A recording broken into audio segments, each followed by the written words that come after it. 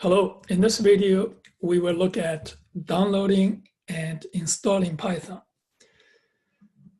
This is the website for downloading Python. Let's go to this website.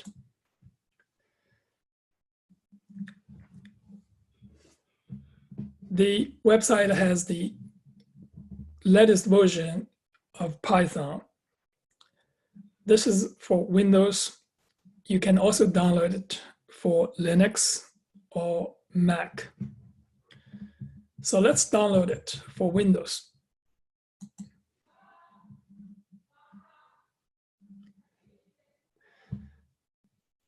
Now downloading is finished.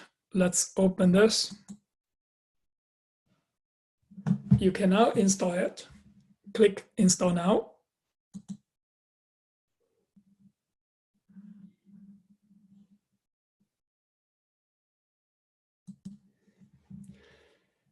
Installation is successful. You can now close it.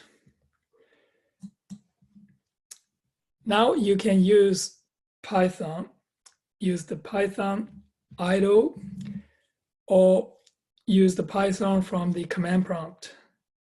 Please see the next video for using Python from the Python idle.